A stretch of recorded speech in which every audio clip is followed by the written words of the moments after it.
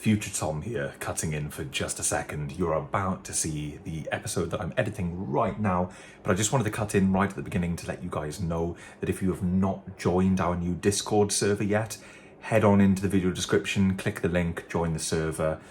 I'm going to try and gradually kind of build it up, make it more and more active. I think it can be a really, really cool hub and place for us all to hang out. I know it can be a long time in between videos, so it's going to be the place to kind of keep everyone in the loop so that next time I go quiet, or next time there's a big delay between videos, we still have a lovely central place for all things IMNC and everything that you guys want to chat about. So if you haven't joined already, then please consider doing so. It's down in the video description. Just tap the link, and hopefully I've set it to not expire this time, so apologies for that last time. Okay, on with the video, on with the edit, and on with the video for you guys. What is up, everyone? Welcome to a very exciting unboxing video. Today we are unboxing a 2016 MacBook Pro. This is a 13-inch model. I'm really excited to delve in. I've got to say a massive thank you to Jack. Jack gifted this to me and I am just so grateful. This isn't the first time he's gifted something to me either. For people that have been watching the channel for quite a few years, probably about 10 years ago, Jack donated a Mac Mini, an Intel Mac Mini 1.83 gigahertz model, and that was the machine that really fueled my interest in home networking and network attached storage and things like that. That was the machine that I set up originally as my home server and did a lot of experiments and stuff with. So that was a gorgeous machine. Since then, I've kind of systematically upgraded the Mac Mini with newer models as time has gone on, but I still own that 2007 machine. And Jack is still around all these years later watching my videos. So Jack, thank you so much, man. This is a wonderful gift. We're not going to touch on the details and the ins and outs of my use for this machine and my general MacBook usage in this first part of the video. We're suffering with boiling hot weather right now, so it's roasting in here, and I've got terrible lighting because of that weather. I'm trying to keep the sun out, so the blind is closed on my window. So lighting is a little bit poor. Please excuse the unboxing, but this is only the first very small part of the video. The rest of the video is going to be pure rambles about this. So let's dig in. Love all the tape. This is looking good. Just going to start hacking away at it at a completely random place. There we go. There's the outer packaging gone. We've got a nice box here protecting the machine. Here we go. Included, we have got a 2-meter USB-C cable, which is a nice bonus. And I do have a charger for this guy. I've got, well, kind of. I have got a smaller USB-C power adapter that came with my iPad. I haven't shown the iPad on the channel. I picked up a really super cheap and damaged iPad Pro on eBay. It was a brilliant deal. So I got a charger from that, which should work for this. It's not quite as powerful as the chargers that came with the MacBooks, but I did see you can get an official Apple charger for one of these from CEX for just 20 quid. So I'm going to pick one of those up soon. Wow, this machine is really dinky. For those of you who don't remember, my daily MacBook is a 2013 15-inch Retina MacBook Pro. I've been using that since I unboxed it way back in 2014, so it's done just about 10 years with me now, every single day, and it's been flawless. But this machine is quite a bit smaller. Oh, nice. She's fired right up. I must have accidentally hit the power button. Check that out. She's springing to life. Look at that. Man, this is so small. This is so small. It is lovely. There she goes. Jack has installed a fresh copy of macOS for me, so it's probably going to boot up right into the, there we go, right up into the setup there. But let's just ignore that for now and take a little look at the machine. I believe this is the space gray model. So before Jack sent it over, he made me aware of a tiny bit of damage on the machine, a little bit of damage on the lid, a little bit to the case, and there's something with the screen, some kind of little blur on the side of the screen. I can't even remember what he said. It's such a small amount of damage that I can't even really notice it. So she's looking super clean. The rest of the machine is in gorgeous condition. And I can't get over the size of the trackpad. I have not used one of these outside of just going into Curry's and playing around with them for 5 minutes. I've not used them whatsoever. So this is kind of crazy. It's so small, sleek and lightweight. This is the 13-inch model with 2 Thunderbolt ports. So we're not stuck with the dreaded touch bar. Two USB-C ports, I should say, Thunderbolt 3 and a headphone jack on the side. Ah, yeah, and another difference, Jess has got a 2015 MacBook Pro at the moment. I might chat a bit more about that later, but that's still got the light up Apple logo. So the 2016s must have been the first one where they ditched the light up Apple logo. They must have done that when they went to this new case design, which I must say is really, really quite sleek. So that is the unboxing portion of the video. Look at it, it's lovely. It's really lovely. I'm gonna get this set up and then come back to you guys in a couple of days' time with some better lighting and hopefully a more normal temperature, and then chat to you about the machine in greater detail. It has been 2 or 3 weeks since I unboxed this MacBook Pro, and what I've done since unboxing it is I've used it every single day. I've temporarily replaced my good old faithful 15-inch late 2013 MacBook Pro. That's been chilling out and having a little bit of a rest while I've been daily driving this guy. I really wanted to get a feel for the machine. It has been very, very interesting for a lot of different reasons. I've got so many things I want to say, but I will have to give a lot of context to a lot of this. So this is going to be an ultra ramble, most definitely. So go and grab a snack or a couple of drinks if you haven't done already. So let's have a quick overview of where we are in terms of my use with computers. So quickly, I'm going to bring it into the frame. This is my beautiful, faithful, one of my best friends in the whole world, the late 2013-inch MacBook Pro that I have owned now for almost 10 years. I bought this from the Apple refurb store in 2014. I unboxed it on the channel, and this was the first machine that I'd ever bought from the Apple website, albeit not brand spanking new, but it was an official Apple refurb unit. The most interesting thing about this guy is it has never once let me down. I have used this in the harshest of environments. I've dropped it, I've bashed it, I've done everything with it. Name it, this machine has done it. And I have never had to get it repaired. The worst that's happened to me with this is I had to get a new charger through AppleCare, and that is the absolute worst thing that's happened. Other than cleaning it probably 3 times in the last 10 years, that is the only kind of maintenance I've done on it. It is absolutely filthy. It's my daily machine, so I'm not even ashamed of it. It's been with me everywhere, and I love it to pieces. So any MacBook that comes after it has got a lot to live up to. So this is the late 2013. It's got a Quad i7 in it. This is a Haswell generation machine, and this is the lowest end 2 GHz model. But the beauty about this model is it has no dedicated GPU. When you hear that, it may sound like the machine is not powerful enough or whatever, but it just means that it's one less thing to go wrong, and that's exactly why I think it was one of the best decisions I've ever made. This is probably hands down the best single piece of technology I've ever purchased. 10 flipping years of daily service, no breakdowns whatsoever. So that machine has had a rest for the last 2 or 3 weeks, and I've been using this guy, and I've got a lot of thoughts, loads of feelings about it. But quickly, let's touch on the other machines. I use at home an M1 Mac Mini. So whenever I'm at home, and in this room specifically, mainly I'd say 80% usage for that machine is anything to do with my YouTube channel. So any research that I do, any buying and selling, any video editing, whatever, it's all done on that Mac Mini. So it gets less use than my desktops did previously, because I don't do as much of this stuff anymore. But as you guys know, it's been ramping up ever so slightly. So the more I do on this channel, the more that machine gets used, basically. Then the other machine that I use almost daily, I wish it was slightly less frequently, is the Mac Mini in work. So in the office in work, we have that's an M1 Mac Mini as well. I did use a 2014 Mac Mini there, but the power supply died in that one. So we're probably going to look at that in a future video as well, change the power supply. We use an M1 Mac Mini with 8 gigs of RAM in work, and we all kind of share it. There's 4 or 5 of us that use that machine.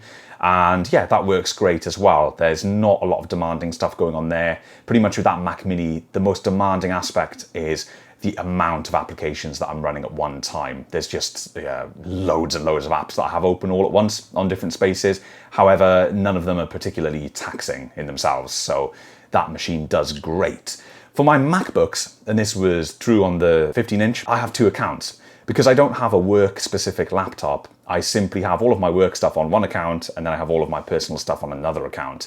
So I do use things like fast account switching, locking accounts, and then logging onto a different account, back and forth, so applications from the previous account and stuff that you were doing there stays in memory whilst you're trying to do stuff on the other account. So it is really taxing for these older MacBooks to be able to try and do some of that stuff. If I've got Safari on my personal account open with several tabs, maybe Mail, a couple of other applications, and then I swap over to my work account and you've got a heavy load of applications there, all different applications, it is definitely a workload for these guys. Over the years, things have got kind of slower and slower on the 15-inch, as you would expect. The machine is considered obsolete by Apple now, so newer applications and even the web in general kind of demands a little bit more from your machine in order to run as efficiently as it would on something like an M1, which is a far, far more powerful and capable machine. But that machine has been solid, and this one is fairly equal, I would say, in how it feels. So that's a Quad i7 2 gigahertz.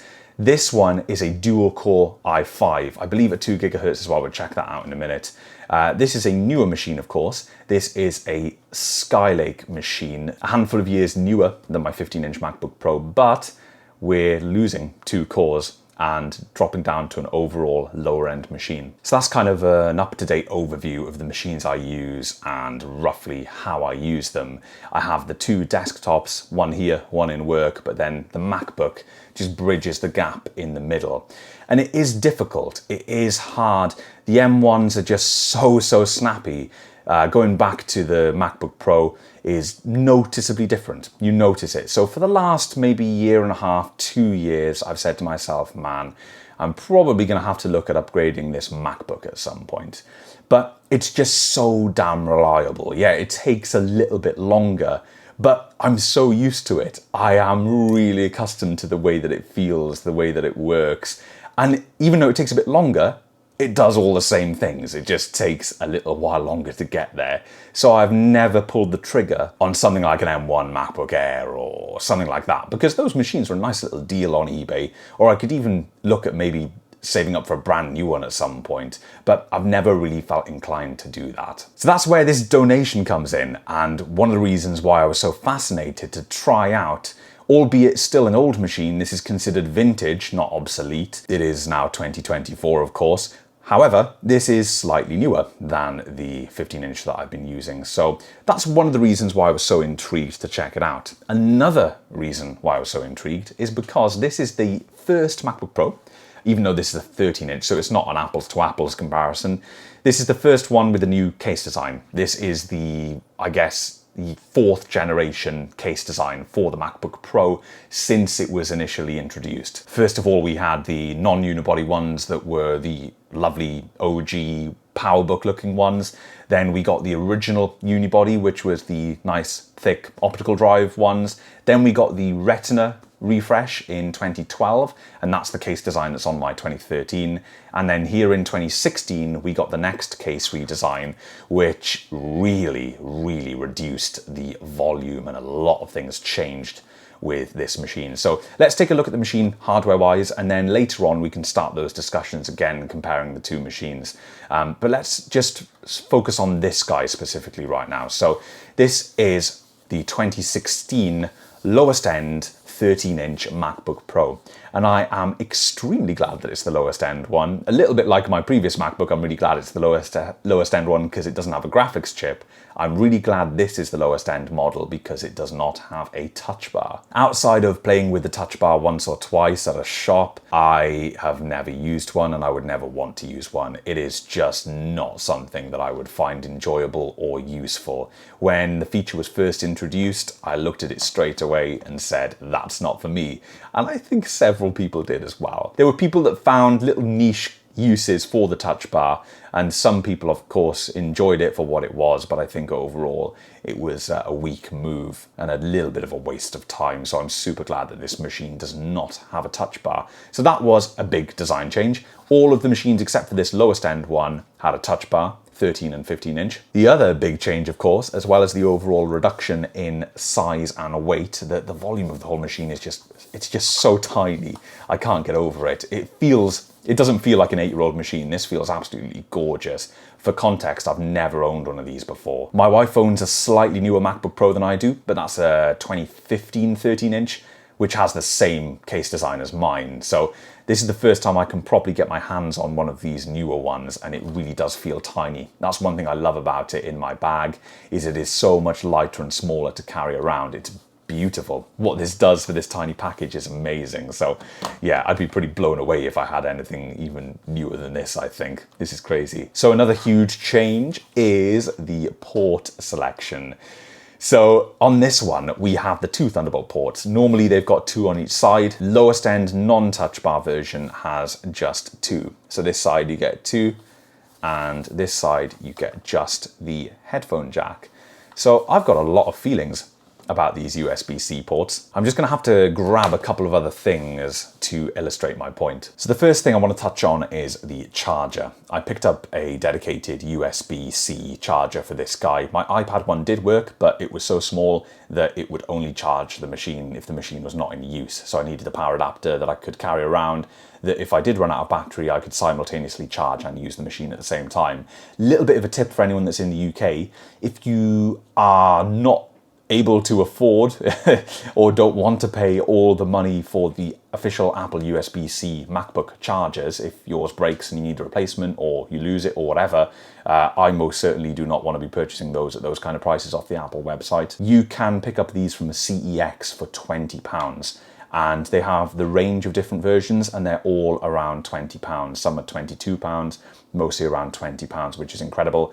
So don't buy the knockoff horrible eBay ones. There's always some kind of problem with those. Just forget about those and head to CEX and pick one of these guys up. I also picked up from CEX while I was there slightly longer USB-C cable, just to make charging a little bit easier. I think I incorrectly stated that the cable supplied with this machine was a 2 meter. It was in fact slightly shorter. This is a full 2 meter cable, so that's made things quite a bit easier. And of course, like all the Apple chargers that have come previously, this guy allows you to use the extension cable as well. And you will actually, if you do that, be somewhat properly grounded as well. Whereas with these, you never are, because this is just plastic. You don't actually have a ground point here, so you can kind of get that fuzzy feeling when you touch the MacBook if you use this little bit of it. I tend to prefer using the extension cables. Anyway, that's a completely separate conversation. So yeah, a little tip there, CEX is a great place to get MacBook chargers. So USB-C, I was a little bit worried about not having MagSafe because the machine could potentially be pulled off of your desk. So I've plugged in that charge cable now. Check this out. I'm going to try and demonstrate how much effort I need to be able to unplug this. It's hard on video, but there you go. It's out. That was it. I'm going to do it again. I'm going to do it in the other port. Plug that in. There you go. Barely anything. So this is infuriating to me.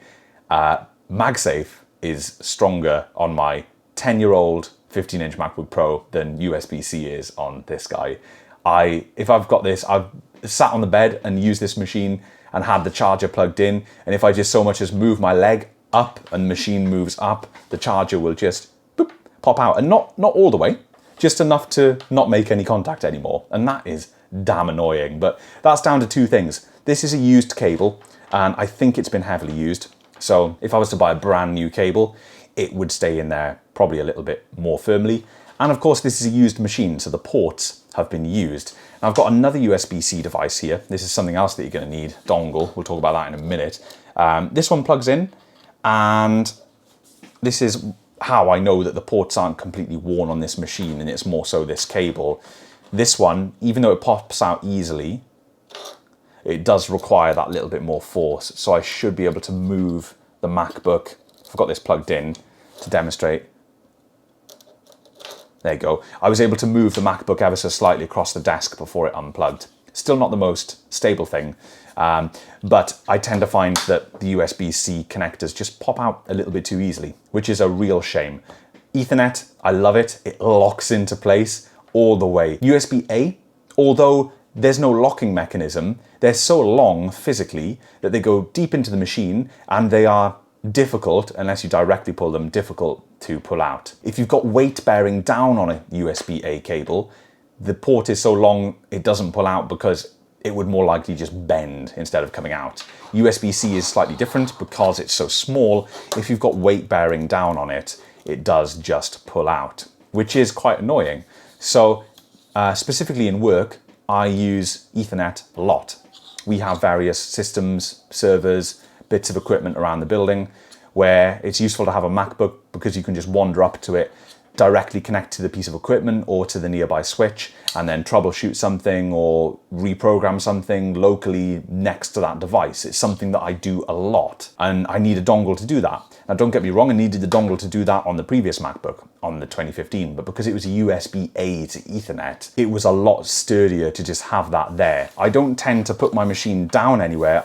If I'm doing something in that kind of situation, I'm doing what you're meant to do with a laptop, using it portably. I'm holding it with one hand, I'm typing here, I'm looking at the piece of equipment, maybe adjusting something else on something over there, and then I'm back to this, I'm typing, and all the time I've got the connection hanging out in the machine, whatever I'm connected to.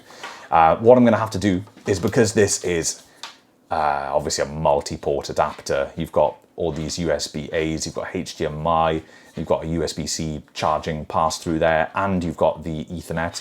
I'm going to have to buy, for those kind of applications, a USB-C to Ethernet only, and carry around both adapters, purely because of the weight of something like this. It's too bulky to have hanging out of the side. If you're using the machine at your desk, it is no problem, because you can simply connect it. It sits there like that. That sits on your desk. You plug whatever you need into that. It's not going anywhere. But as soon as you pick the machine up and you start using the machine day to day, then you've got this dangling off the side. It's one hell of a lot of weight, especially with an Ethernet cable bearing down on it as well. It's one hell of a lot of weight that can just boop, pop that out. And it does happen, unfortunately. So that's something that I've noticed. That is, of course, more a specific observation and discussion around my general feelings towards USB-C at the moment. I like the connector a lot. It is obviously extremely capable, and it is now the industry standard for pretty much everything. But I have not used it extensively because a lot of the equipment I have is a fair bit older, or it's something like my desktop Mac Minis where I do use that connector, but I plug it in an adapter once and I never touch it ever again. Getting to know the connector properly is with something like this, out and about. I'm not saying I hate USB-C because it always falls out the side of the machine. It's just an observation that because it is now the only option, I no longer have my USB-A ports on the side of the machine. It's an observation that yes, stuff has been falling out more, and also the charger disconnecting more than I would expect from my MagSafe charger on the other machine. But we can put that down to pretty much just the used cable probably. In terms of the ports themselves, because this is the lowest end one, we have the 2 Thunderbolt ports. We do not have the 2 on this side. So when you get the touch bar model, you get 4 altogether, which is nice because you can choose what side to plug stuff in. I've always liked that on my previous MacBook Pro. You've got a USB-A either side. So wherever's convenient for you to plug it in, whatever the application is, where are they? There you go. One that side and one that side. Whatever you're doing, you can always plug it in wherever it's convenient. Next point I want to touch on is just exclusive to this machine, and that is the damage we have got on here. I don't notice it whatsoever. We've got a tiny amount of damage there and a tiny amount of damage there. And Jack sent photos of this damage and told me all about it before he sent it. And this kind of cosmetic thing never bothers me in the slightest. It is a machine to be used. It's a portable tool.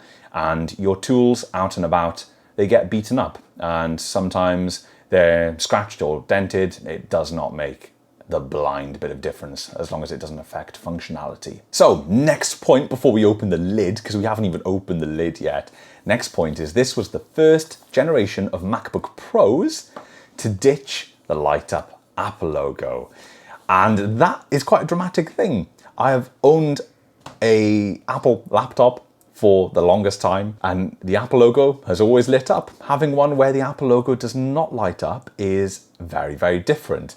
One thing that you wouldn't think of outside of the kind of cool aspect of it, you know, it's cool to see the Apple logo lighting up, always has been a little bit of a kind of status symbol, just a nice thing to see when you see it on TV, you know, and stuff like that. You kind of smile, okay, that's a PowerBook, that's an iBook, you can spot it in all the old films and stuff.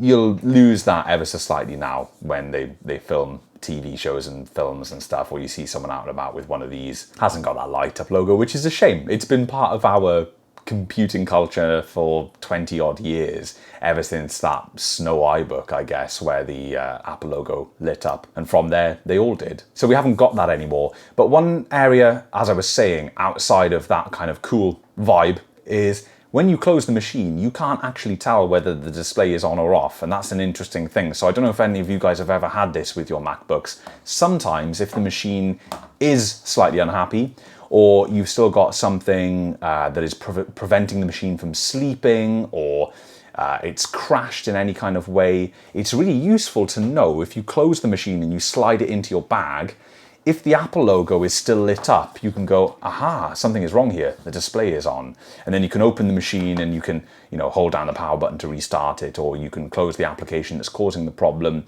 It's a rare thing, but from time to time, I mean, it's a subconscious thing that I haven't ever really noticed about myself. But when I close the machine, so if the machine is open like this, the Apple logo lights up. When I close the machine, when the Apple logo goes off, it tells me, hey, the display has actually gone off. And you just don't have that anymore because it's not a separate light, it is the display light, of course. You don't get that with the new ones. So that's probably not something that bothers anyone, but just as someone that's owned a MacBook for 15 years or so, it's something that I've kind of got used to being able to notice. 15 years, yeah, probably longer. 17-ish years since I got a white MacBook. So I miss that. I miss the light up Apple logo. But it doesn't change the functionality. It's not a make or break situation at all. So quick last look around the outside. Yeah, it is flipping thin and quite a beauty. Very, very light and sleek. Okay, let's open it up. And for this, I think we're going to need to change the camera angle because we can't get the whole machine in the frame here. Okay, here she is. This is the MacBook Pro 2016 sitting at my lock screen. The first thing that shines out to me straight away when I got this was the size of the trackpad. This is a gloriously big trackpad. I think the percentage in terms of size that they actually increased the trackpad for the 13 and the 15-inch MacBook Pro was something really substantial. If I can find it, I'll put it on the screen now because those figures are pretty impressive. The trackpad is absolutely huge. Now, I can appreciate that as a really lovely feature. I like the design change a lot. For me, it does not make a huge amount of difference because I tend to have very fast mouse tracking on my machines enabled. And I still use one little area of it. I tap around like this, and I tend to have my other hand sitting here so that I can access the function keys. So I tend to click with my thumb. I use my laptop kind of like this. I don't think it's a very normal way to use it, but I'm tracking around here and I'm clicking with my thumb on this hand. I pretty much ignore this entire portion of the trackpad. I don't use gestures. The reason I'm not a gesture person is because I primarily use a desktop Mac with a mouse and keyboard. I don't have a magic trackpad. I don't really care for the convenience they introduce. It's just another accessory to try and juggle. So I don't do any rotating or whatever with the trackpad. The only stuff that I do is the little space changes and stuff. So I flick my fingers back and forth, but again, I do that all in a very confined little area. So having a bigger trackpad, I don't really notice the difference between the 15-inch, the 2013 15-inch and the 2016 13-inch. A little bit complicated. But for those people who benefit from all the features of the wonderful Apple trackpads, this one is nice and huge, and they really have benefited from all of the area. There is no spare area around here. It's all trackpad there on the front. Another change that is nice is the speakers on the 13-inch are now either side of the keyboard. They weren't on the Retina cases, so the 2013 and the 2015 machines, but now they are, just like the 15-inch MacBook Pros. You've got little speaker grills there. And then the elephant in the room is the controversial butterfly keyboard. So this is the second generation butterfly keyboard. My first time extensively using a butterfly keyboard. So I'm going to log in now. We'll get up some kind of text edit window or something. So I've got a little Pages document open here so we can do a little bit of typing. Now, I've got quite strong opinions on Apple laptop keyboards. I feel very passionately about the PowerBook G4 stroke first generation MacBook Pro keyboard. That is a truly beautiful feeling keyboard.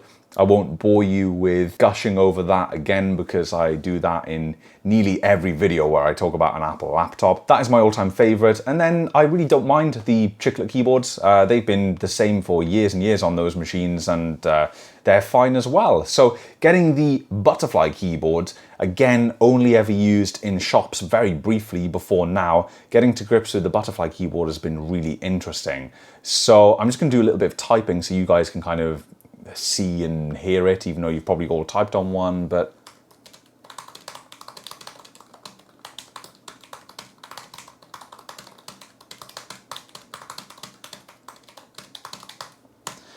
so that's a little bit of typing. It's quite loud because I find with the low travel, you tend to smack the keys a little bit. I'm rougher with this than I am with the other MacBook Pro keyboard, the chiclet style. And what I wrote here is pretty much what I'm thinking. I'm here typing on the new keyboard. It's very different and I'm not too sure if I like it or not. That's pretty much my opinion. I like the sound and I think I like the feel. It's very, very different. What I don't like is how some of the keys can stick. So I've noticed on this MacBook, obviously this was a huge, well-documented problem, so I'm not going to go on and on about it. There was a recall program and everything for these keyboards. Certain keys that are less frequently used on this MacBook are very, very sticky. So this shift key, this slash, this one, these are all okay. These, yeah, really sticky. They still do what they're meant to do each time. Let's take a look at a new line here. Every time I press it, it still does it, but there's just no uniformity there, and that's the problem with these butterfly switches. They can stick there. The more I'm pressing that now, the better it's coming. But yeah, just not, unfortunately, not the greatest design. I think if there was no problem, the feel and the sound and the look and everything with the keyboard, because the keyboard looks drastically different as well. It's way flatter. There are no gaps under the keys to really notice. It's a very different looking keyboard, different feeling keyboard, different sounding keyboard. I think if there were no issues with the butterfly switches, it would have been completely fine and accepted. There isn't a lot of travel there, but you know, it's not a desktop. This is a portable machine, so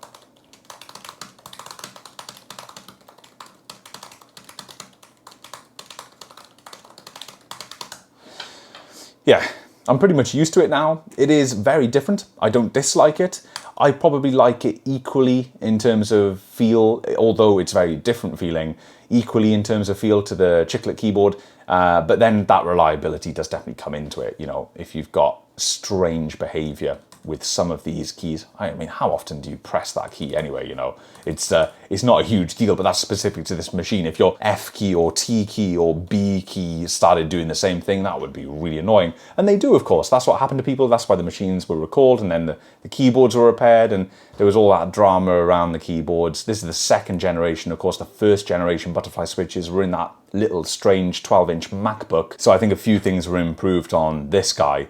But now they've gone back to the normal scissor switch. Another observation about the keyboard is because of that low travel that I was talking about, you get less backlight bleed. So the keyboard backlight appears dimmer if you're accustomed to one of the older machines. This isn't necessarily the case. The letters are still very, very visible under low light conditions and the backlight looks good. But what you don't have is all of that bleed around the letters. So let's see if I can demonstrate this on video. Because the height of the keys is so different. Let's see. Yeah, you can notice that straight away. You've got all this bleed around the edge of the key. And that is just because the key is raised so much more from the case. If you hold the machine to the side, like that, you can see all the sides of the keys. And then with this one, that has changed dramatically. So it's a fair bit cleaner to look at that keyboard and the way the backlight behaves. So we've done the trackpad, we've done the keyboard. Next thing to talk about in here is the display, and my gosh, is it a lovely display. It's a fair bit brighter than the previous generations, and it's also a lot more vibrant. Contrast is a little bit better as well. Overall, just the display looks gorgeous. These machines, for their age, the display looks absolutely wonderful, but I feel that about every single Mac. And when you go back, again, let's go back way earlier to the first generation MacBook Pro. Still to this day, those displays impress me the way they look for the time. And this is just true of all of the Apple laptops. I always think the displays look absolutely fantastic. This one is no exception. It is super bright, very, very nice. I've got this cranked at the moment. And yeah, it's really bright and vivid. I've been rocking most of the time on about the half, maybe 2/3 brightness. And then in terms of display size, of course, I'm stepping from a 15 to a 13, so that took a little bit of getting used to, but not too much. I have got the most space scaling option enabled because ultimately on the default setting, there is just not enough room for me. So as you can see, I've got it like this, more space, and default isn't quite enough. Neither are either of these other options, of course, because 13 inches is not a lot of room to work on. I think if I'm going to go for a machine, I'd go for something in between these two. So it's nice to save the space on a big old bulky 15-inch like this, but this is also very, very small in terms of screen space. So I think one of the 14-inch MacBook Airs, if I won the lottery tomorrow and I was going to treat myself to a new MacBook, I think one of the 14-inch models would be a real sweet spot between the portability and the screen size. Display, absolutely lovely. Then finally, for the physical stuff, speakers, absolutely fine. They're always impressive on these machines. Apple know what they're doing with speakers. And the webcam is completely adequate as well. I think I've had 2 Teams meetings and 1 Zoom meeting on this guy. Completely fine, no complaints on the webcam, of course. It just does what a webcam needs to do. So let's take a look at the specs and see exactly what we have. This is running Mac OS version 12.7.4, which I believe is the most up-to-date version. We cannot run anything newer on this guy. That is a nice little jump because we are limited to version 11 on the 13-inch, which I believe I'm running Big Sur on this guy, and that's where that topped out quite a while ago. I'm just going to double check that actually. Yes, there we go. There's that one. By the way, I haven't used this machine in 2 or 3 weeks and it still has battery, so that's incredible. And just quickly using this to look at that spec now, I realize I forgot to mention that this is a Force Touch trackpad, not introduced with this guy. I believe that was introduced with the 2015. That in itself is quite different as well to the clicky trackpad. Force Touch, not my favorite thing in the world, but it doesn't really bother me too much. I kind of forget that it's not a real button. It doesn't matter unless I'm actually thinking about it. And man, it is weird to go back to this keyboard. All I did was type in my password and that was really quite strange. There's so much more travel on this guy. So naturally, if this kind of thing bothers you, being this out of date in terms of macOS versions, then that is most definitely a consideration. Support is generally pretty good. I've noticed no trouble, but there will be times where you have to make an adjustment if support is not there. I don't live my life on the bleeding edge, so it really does not matter. But sometimes you're bobbing along and you come across something that will not run on these older versions. It's rare now, but as time goes on, it'll become more and more common. So the rest of the specs, MacBook Pro 13-inch 2016 2 Thunderbolt 3 ports. So we know that. 2 GHz dual core Intel Core i5, 8 GB of 1867 MHz LPDDR3, Intel Iris Graphics 540, 1536 megabytes. Storage on this guy, we have the 256 gig or 250 gig storage option, which is nice. Same as my other machine and same as most of the machines that I own. I go for the 250 gig option. And as you can see, I don't use a great deal of space. Most of my stuff is elsewhere, either on a server somewhere or cloud stuff. I just don't carry around a lot of data on my machines. And this is also with 2 accounts. This is with 2 completely separate accounts, one for work and one for personal use. So next thing we're going to do is get these machines side by side. I'm going to talk a little bit more about my experience using this machine, and we're going to compare the speed between the two. So we'll get them both connected to power, plugged in, and we'll do some fun races and things like that. Here we are with a decent-ish angle of the 2 machines. So first thing we're going to do is a little bit of a boot up race. So 3, 2, 1, go. I have logged out of both accounts, closed all the applications, shut down the machines and started from scratch so that we can do some nice tests. Now, in that sense, it is fair, but what is not fair is this machine had a fresh install when it came to me. So Jack fresh installed the OS. This machine is pretty bogged down. It had a fresh install last maybe 2017, 2018 at a guess. That is a complete guess. I've done upgrade and install numerous times on this guy, so this could probably benefit from a fresh install. So there we go, we've landed at the login screen for both. New machine, much quicker, but I believe the login behavior is a little bit different for each. So I'm going to type in my password. Okay, password entered, 3, 2, 1, go. Now, they've divided where they load stuff differently. So that's now logging in and loading my account. So we've got more time to wait. This guy sat on the desktop and is usable. So it was a lot quicker to get to the login screen here, but things have kind of shifted. So they're probably about the same. I'm not going to cut any of this just so you guys can see. There we go. Perfect. So sitting at the desktop here, I haven't got a perfect like head-on camera view, but it's just more of an observation. I don't use the most screen size option on the 15-inch because the screen is physically bigger. So things appear physically much bigger on the 15-inch for me. That is a big difference there. Let's run a couple of tests. This is going to be good fun. Now, this guy is kind of crammed. You can probably tell. Yeah, if we look at storage, I've got a lot less available storage on this guy because I've just got, this is mainly old junk.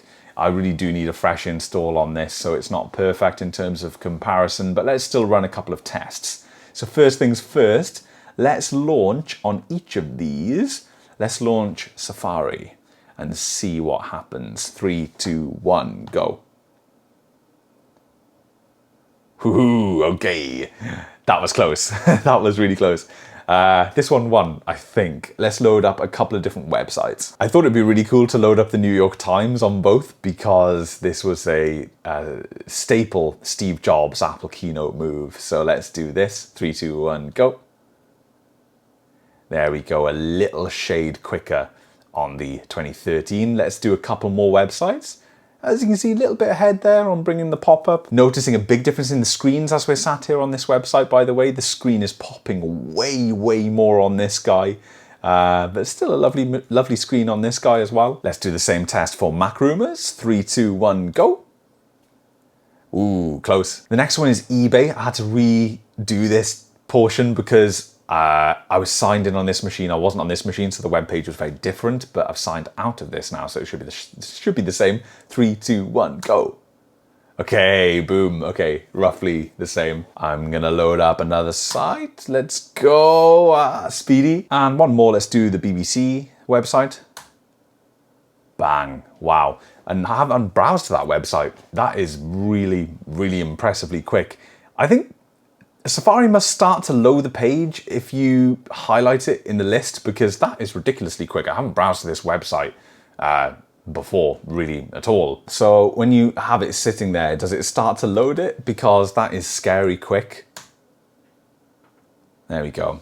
This is on Wi-Fi as well. And I don't have the fastest internet connection. It's sort of an 80/20, but is always quite a bit slower than that. Anyway, as you can see, it's a very similar browsing experience. Let's quit, so we'll do the command at the same time.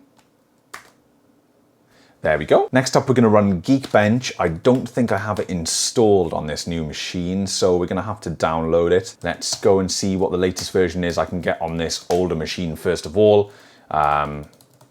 And then we'll match the version on that machine. Aha, check it out, macOS 11 or later, we're still lucky on Geekbench there.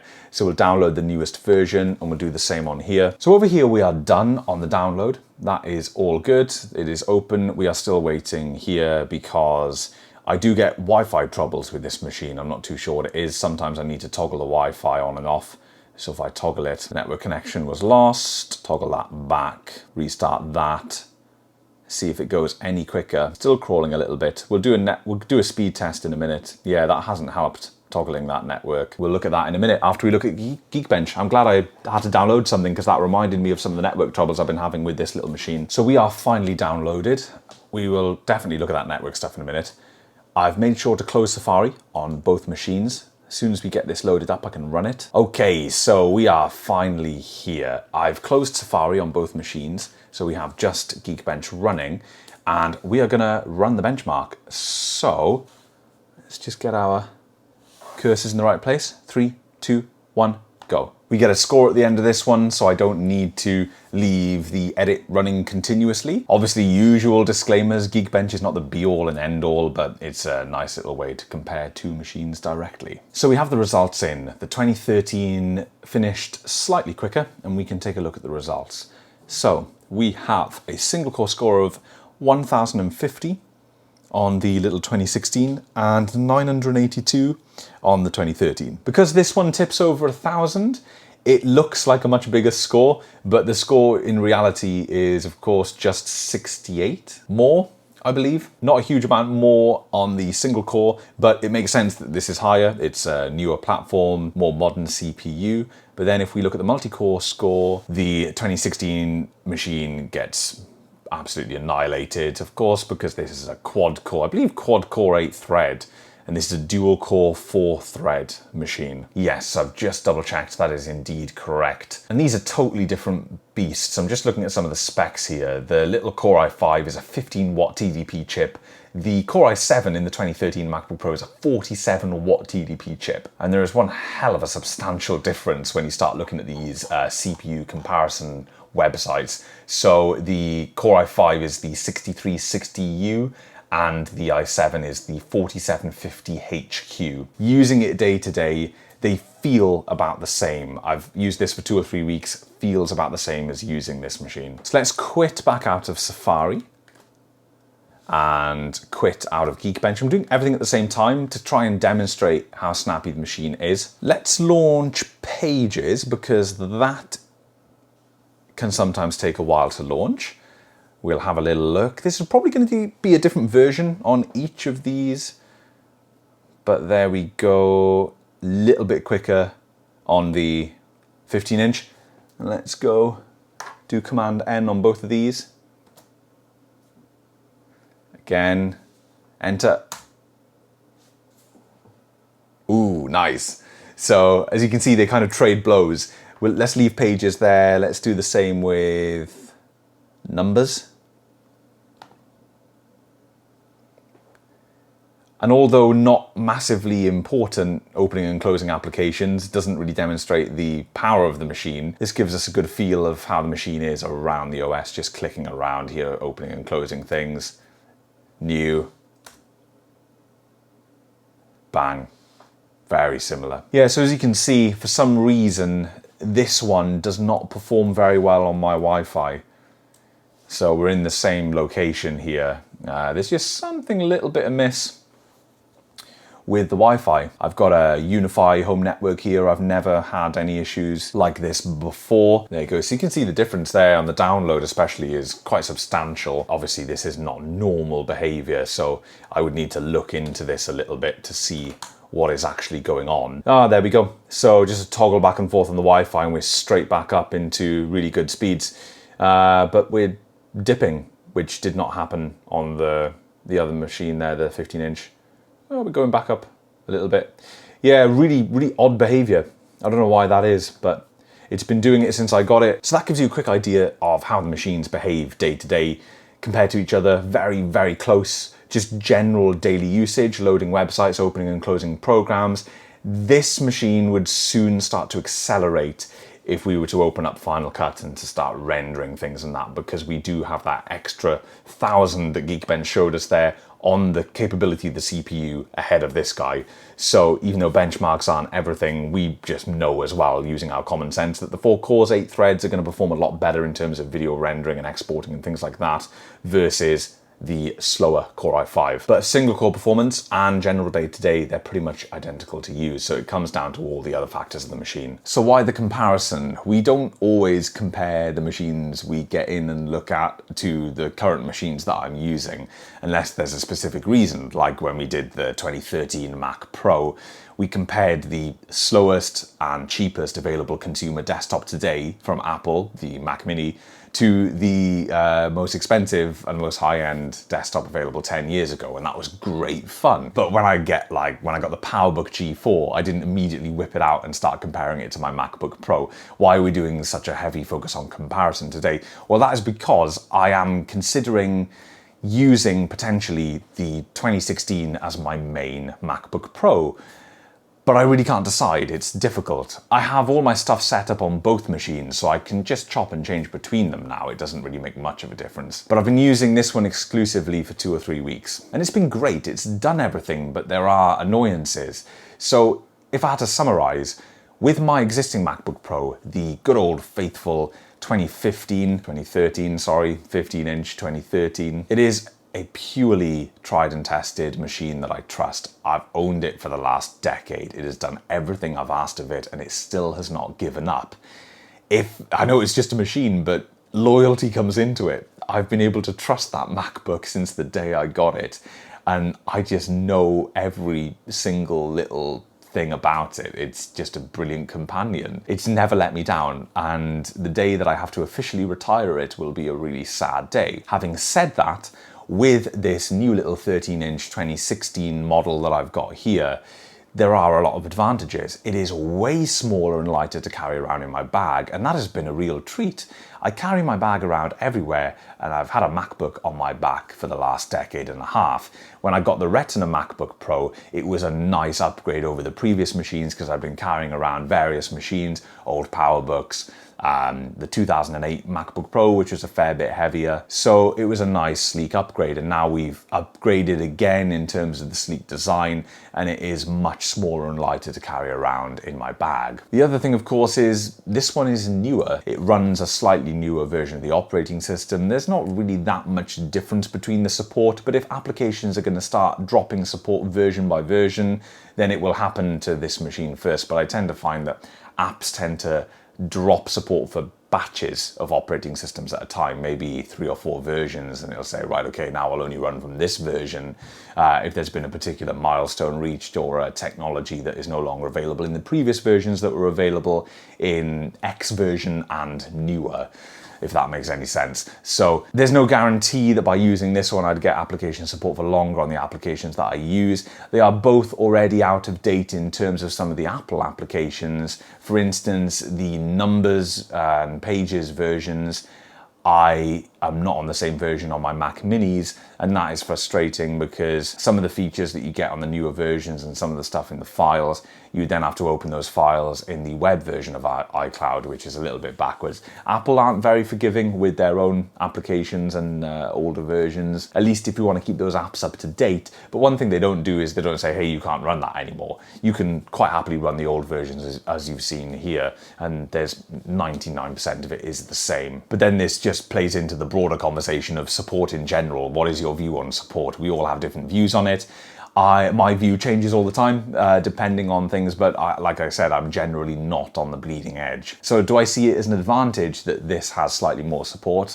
I don't know. It's about the same. It feels about the same to me. Another nice benefit is the screen is lovely and bright and vibrant and is much improved over the Retina MacBook Pro, but unless you've got them both side by side, that is not a difference we notice either. I like the feel of the keyboard, but then again, I like the feel of the keyboard on the other machine. The trackpad is really nice, but the trackpad is really nice on the other machine. Speakers, the same. Webcam, the same. Overall speed and usability of the machine, the same, but I know that I do have that headroom there if I do need to dive into a little bit of video work on the road, which is super rare these days, but if I do need to even just compress a video file, convert a video file on my MacBook, I'll be able to do so much quicker on the Retina MacBook Pro. So I really can't make up my mind. It's difficult. When Jack was sending this over to me, I was pretty set on, right, okay, this is a 3-ish year newer machine. It's going to be more portable. I think I will upgrade and use this every single day. But the more I've used it, I've realized just how similar they are in terms of usability and some of the things that I'd be sacrificing if I move on. The other thing, of course, is I don't have to really decide. I could use both if I wanted to, but then again, it's a different set of accessories to carry around. The ports are very different between the two, and that is another factor, isn't it? You know, let's be honest, from my description earlier, you can tell that I generally preferred the port layout on the older machine. It hasn't got USB-C, but at the moment, that is no bother to me because I don't have any USB-C devices that I actually need to plug in. So USB-C in itself, at least at the moment for me in 2024, that in itself is the inconvenience, not the other devices that I need to plug into more legacy ports. 5 years from now, maybe I'll own several USB-C devices, who knows, and it's just easier to plug them straight in. But what devices will they even be? It's hard to say, you know. There's all of this going on. So that's basically why we're doing this comparison. That's why I've put them up against each other, because they are crazy close. And because it's newer doesn't always mean that it's better.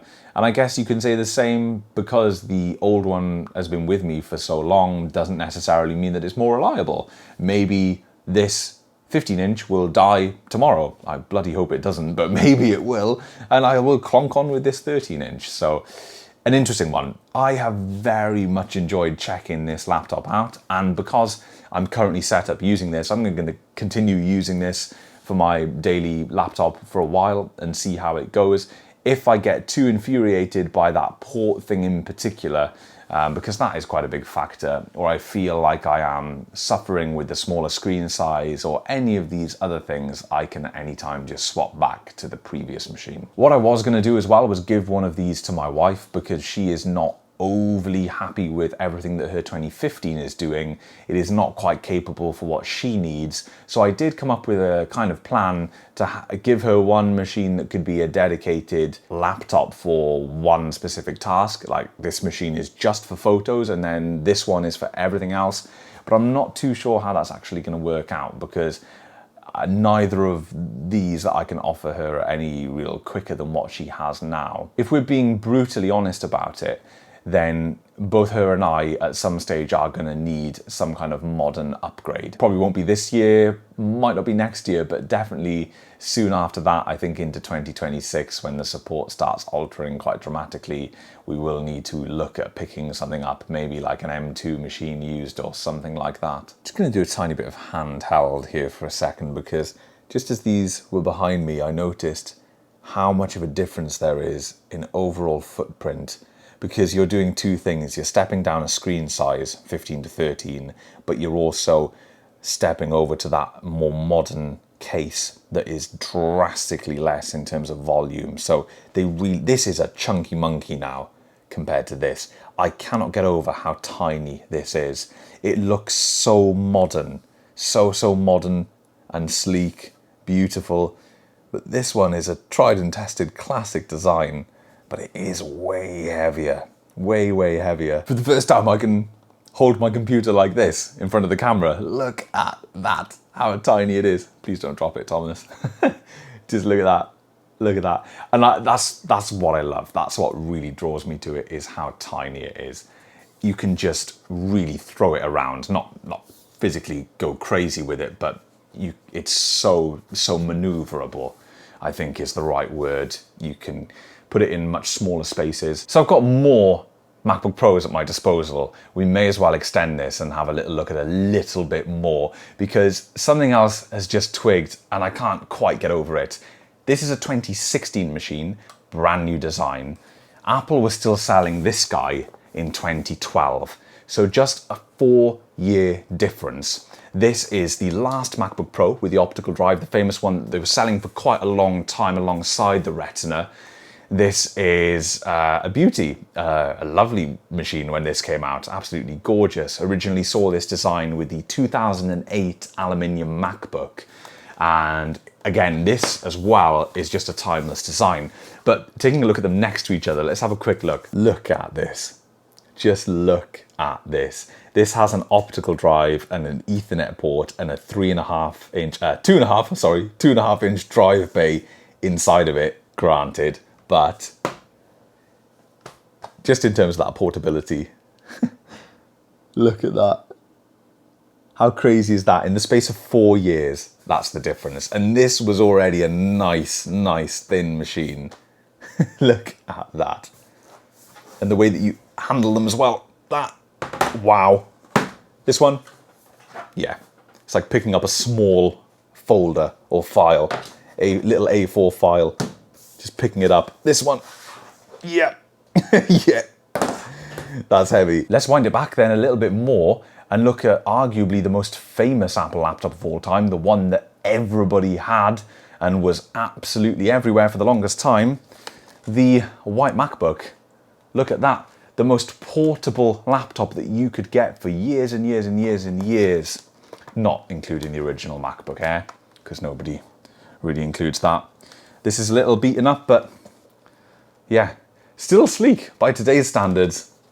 But the difference in 10 years here, 10 years. 2006 we first saw this design, and then 2016, yeah, wow. If anything, unlike the previous comparison we just made between the 2012 MacBook Pro and this one, what this shows me is how damn impressive the MacBook was for its time. And look at the absolutely beautiful Ethernet port as well. So before we go on any more tangents, we're gonna leave it there. We've had a good look at this guy and what it can do and how it compares to what I was using before, or what I might still be using in the future, who knows. Jack, thank you so much for sending this over. It's been delightful checking out what happened to the MacBook Pro after the one I bought, after the Retina, what came next. I knew, of course, all about the touch bar madness and the butterfly keyboard madness, but to actually get one here for myself, thankfully not a touch bar version, I'm really pleased to be playing around with it. What the fate of this machine will be, what lies in store for it in the future, I am not too sure, but I'm quite excited to find out. I'm going to keep using it, see how it goes. When I dragged out those other two machines, I just want to point out the last observation, the final random observation, is key travel seems to be something that has altered across all generations.